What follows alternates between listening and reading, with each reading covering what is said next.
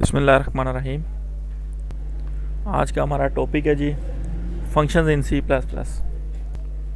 Functions हमारे पास block of code होते हैं जो रन होते हैं जब हम उन्हें कॉल करते हैं। ठीक है जी, मतलब ये है कि हमने कोई पार्टिकुलर एक्शन के लिए जो है वो एक फ़ंक्शन लिखा होता है और जब भी हम इसे कॉल करते हैं तो वो एक्शन जो है हमारा परफॉर्म हो जाता है।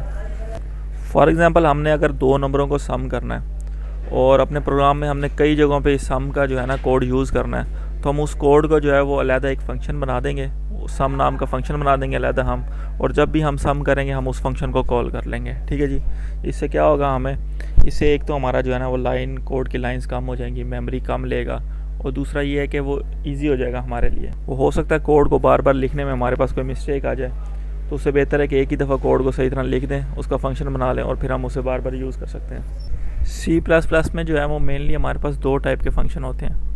एक को हम कहते हैं बिल्ट इन फंक्शन और एक को कहते हैं यूज़र डिफाइंड फंक्शन। अच्छा, बिल्ट इन फंक्शन वो होते हैं जो सी प्लस प्लस हमें प्रोवाइड करती है। जैसे हमारे पास गेट सी एच हो गया, मैक्स लेंथ का फंक्शन हो गया, मिनिमम लेंथ फाइंड आउट करने के फंक्शन हो गए। डिफरेंट फंक्शन हमें जो है ना वो सी प्लस प्लस प्रोवाइड करती है।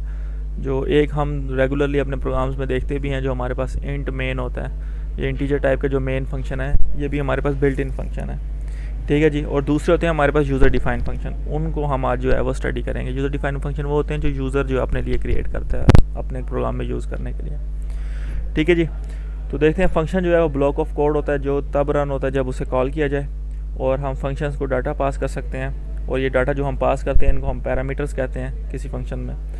Function are use to perform certain action, they are important for reusing code. वही जो मैंने आपको पहले बताया कि कोई पार्टिकुलर एक्शन परफॉर्म करने के लिए हम फंक्शन लिखते हैं और ये रीयूजेबल होते हैं, हम बार बार इनको यूज़ कर सकते हैं। ठीक है जी,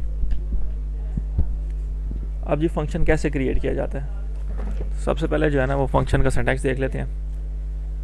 एक मिनट। अच्छा, तो सिंटैक्स उसका होता है जी वाइड माई फंक्शन। वॉइड जो है ये रिटर्न टाइप है फंक्शन की, माई फंक्शन जो है वो हमने नाम रखा है, कोई भी नाम रख सकते हैं। आगे ये स्मॉल पैरेंथेसिस आ जाएंगी और उसके बाद ये ब्रैकेट्स आ जाएंगे हमारे पास, उसके अंदर जो है वो सारा कोड आ जाता है। जो भी फंक्शन जो हमारा काम परफॉर्म करने के लिए हम फंक्शन बना रहे हैं वो कोड हम इसके अंदर लिखेंगे।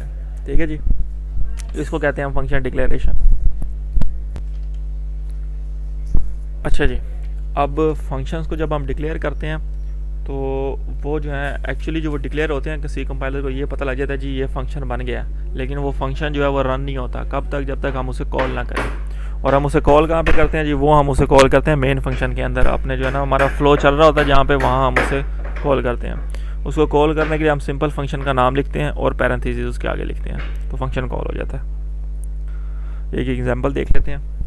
ये हमने ऊपर जो है वो एक फ़ंक्शन बनाया माई फंक्शन के नाम से, रिटर्न टाइप उसकी वॉइड रखी। वॉइड का मतलब होता है empty.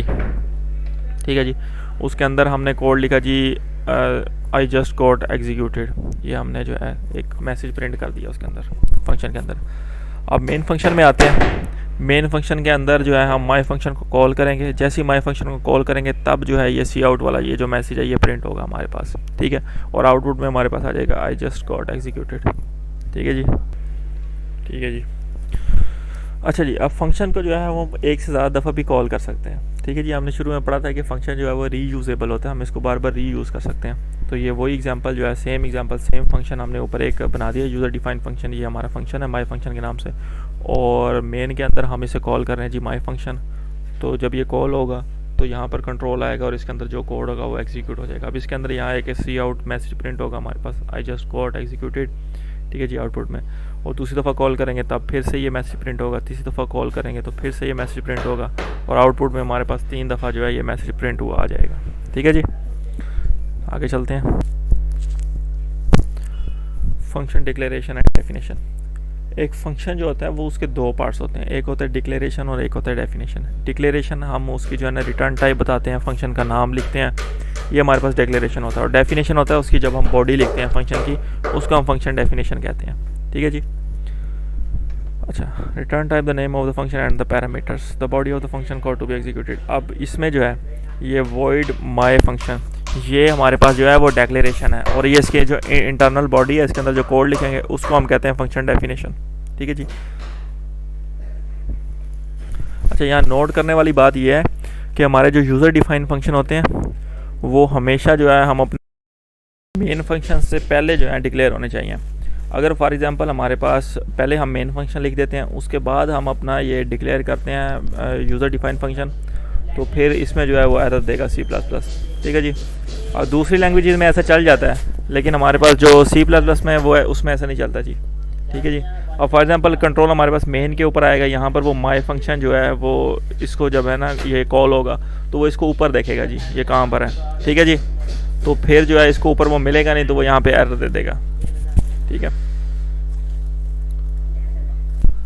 However, it is possible to separate the declaration and the definition of the function for code optimization। ठीक है जी। हम जो है कोड फंक्शन डिक्लेरेशन और फंक्शन डेफिनेशन को जो है ना वो सेपरेट कर सकते हैं। डिक्लेरेशन हमें हमेशा जो है वो मेन फंक्शन से ऊपर इसको डिक्लेयर करना पड़ेगा, तो ऊपर हम इसे डिक्लेयर कर देंगे मेन फंक्शन से ऊपर। ठीक है। उसके बाद हमारे पास जो है वो मेन फंक्शन आ जाएगा हमारा।